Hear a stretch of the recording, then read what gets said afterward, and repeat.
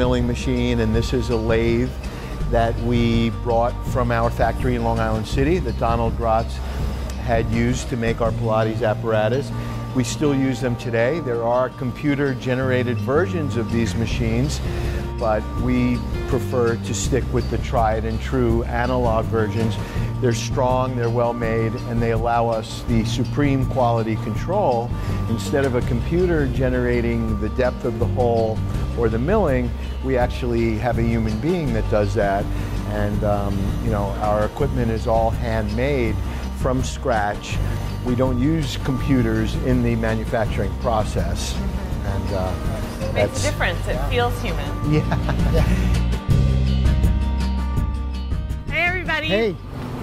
I'm here today with Anthony Rabara of Anthony Rabara Pilates in Princeton and Judy Dogin, who also teaches with Anthony. And we happen to be at the Gratz Industries factory where Gratz Apparatus is made. And Anthony was here today getting some fun things tricked out on his equipment. Yeah, so we're gonna walk through and take a tour of this amazing factory where this equipment is really handmade. It's pretty stunning, so come on in.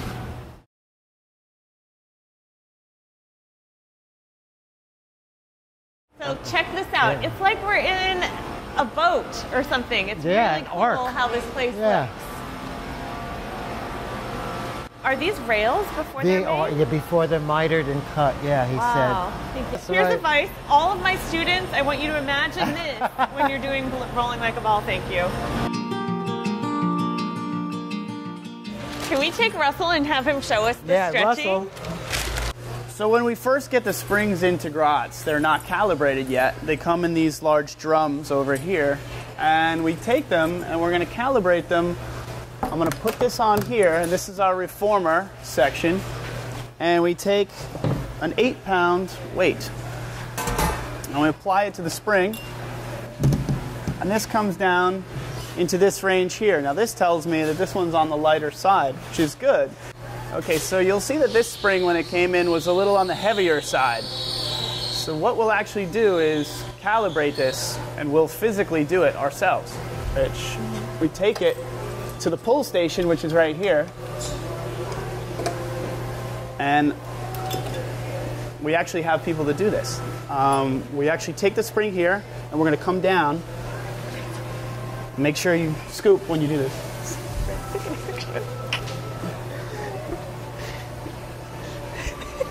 I know that many actual curls is going to get me right to here, which is in between light and standard. So I think that was 5 pulls I did, and that's right in here. But you can actually feel the spring if you do it enough. You can actually feel the tension loosening during calibration. And that's how we calibrate a spring. Pretty old school.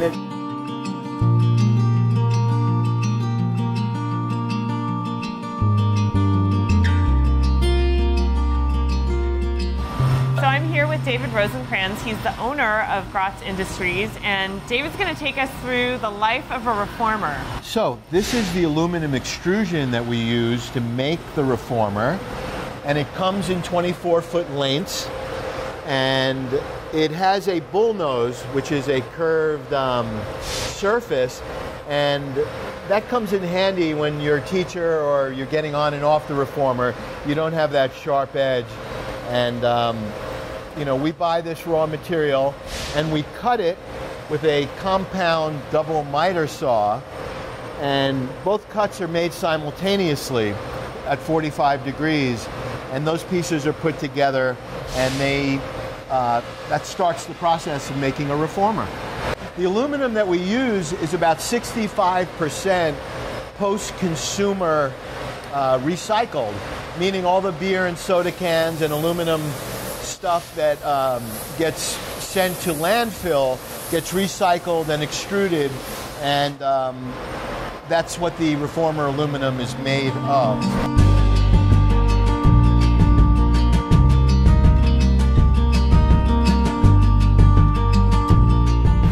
Okay, so now we're going to go into the grinding room. What happens in there? The grinding is a very important process with our aluminum and all of our metal parts. And you'll see Jose, one of our grinders, actually taking an abrasive disc and creating a tooth or resistance on the aluminum reformer rail. And this is very significant because when the rubber wheel rolls against that rail, there's actually resistance. I know some manufacturers make the rails very smooth and polished. We've always made them in a way that the resistance and the wheel moving across the rail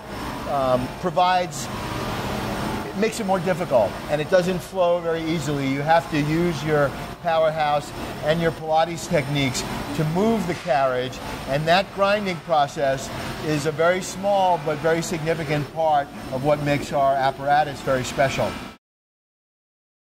I know as an instructor, David, the pipes on the Cadillac and the tower units that we use are special on Gratz, and can you tell me why? I know when I've used other apparatus, they're slippery, they're shiny, and it looks nice, but they're really slippery.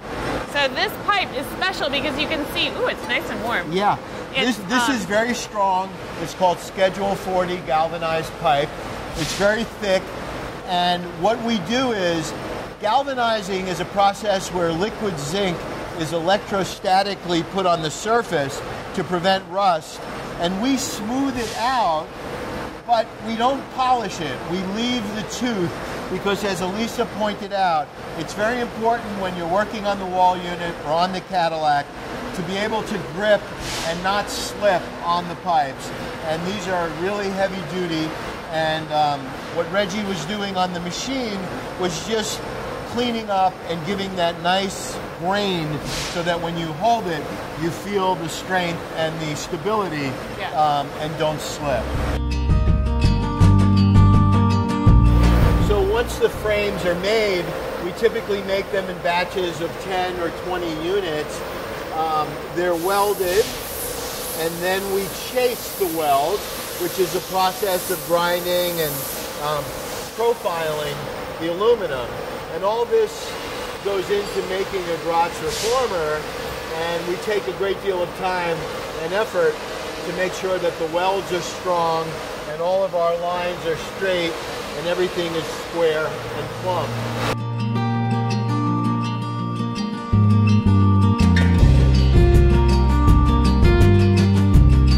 All of the craftsmen that work here at Gratz have been practicing their skills for many years. Ed has been welding for 35 years.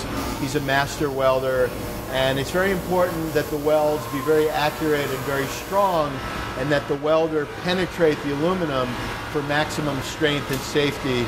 And we take great care with all our employees to make sure that they're trained properly and that we're always putting safety first for our customers.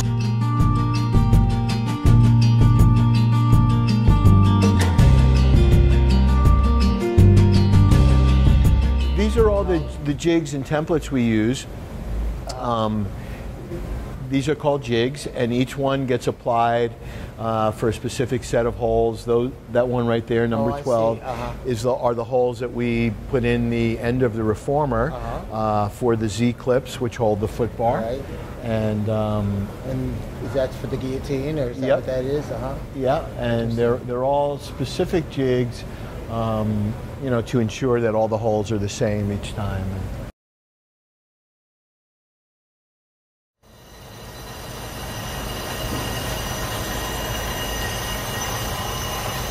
So these foot correctors are cast of solid bronze in a foundry from the original molds that we had inherited from Joseph Pilates.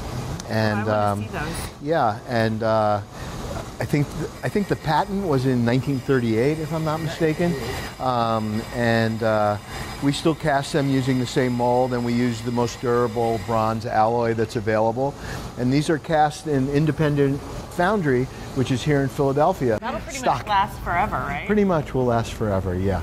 It will last longer than the people that use them.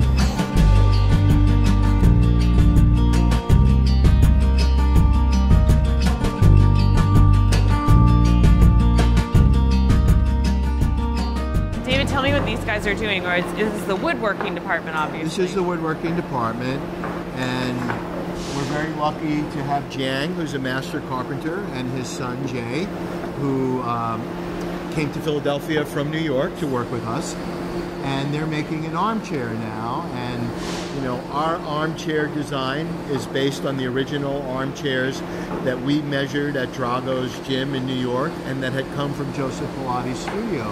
And we maintain the proportion, the dimension, and integrity of those products. And of course, each piece is manufactured from scratch here in our factory.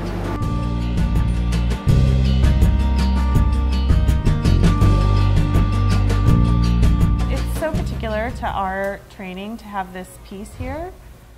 Why is that different? Oh, that's a tough part. But you know, what I know, this is what has been sort of passed down, is that narrow, people wanted, if they want to put the feet in a narrow position, like the narrow V, this was a perfect position for the pad of the foot. If you're going to be in parallel and you're doing, let's say, the tower as opposed to the monkey, then this is a nice distribution. You don't have to figure out where your feet go relative to the edges on the outside of the block. So that made really good sense measurement-wise. But that's all I know. This piece is actually mortised and projects into the frame, and if you notice, it's the same thing over here. So this piece obviously has to be very strong, and just by taking that little step of mortising and putting that and having this fit in, it's a tremendously strong piece.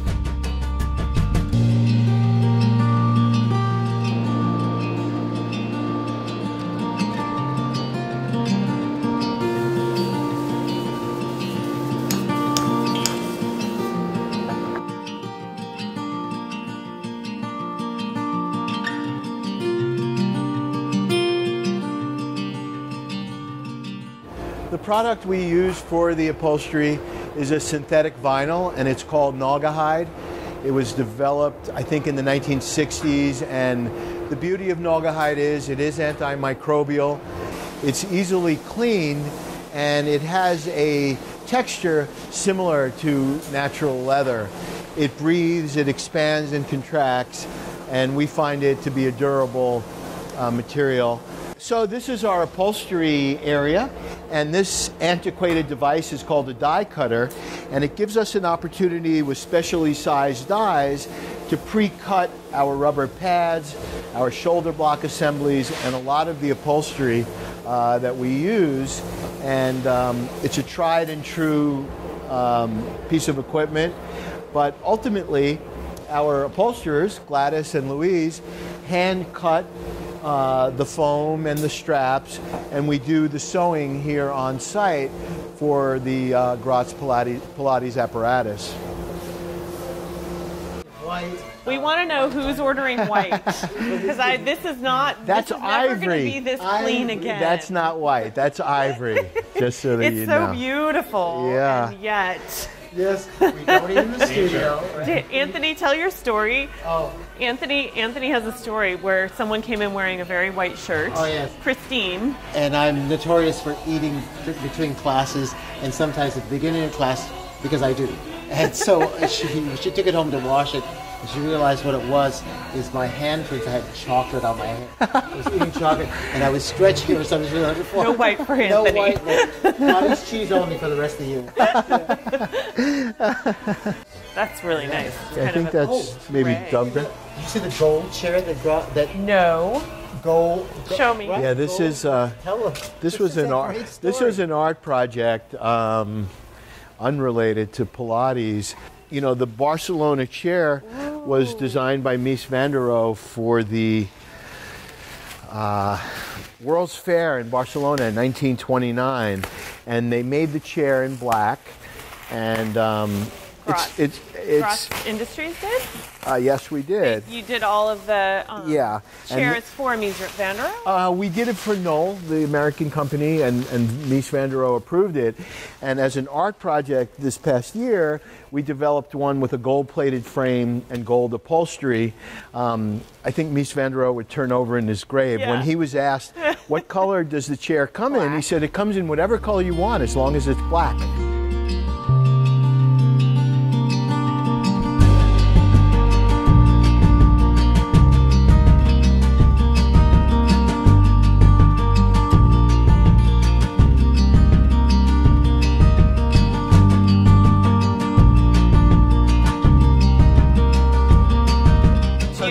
this is our pre-assembly area, and what Osvaldo is doing is taking the rails, the jump board bracket, the Z-clip, and the wheels that control our straps, and making sure that everything is aligned and screwing everything together. So after the reformer is made, we set it up and we just make sure that everything is aligned and all the parts are working. Beautiful. But we don't usually have the benefit of a Pilates instructor on site. Why don't you give it a I'm going to test it out. I better take my shoes off. Feels good. Oh, yeah. That's the kind I like.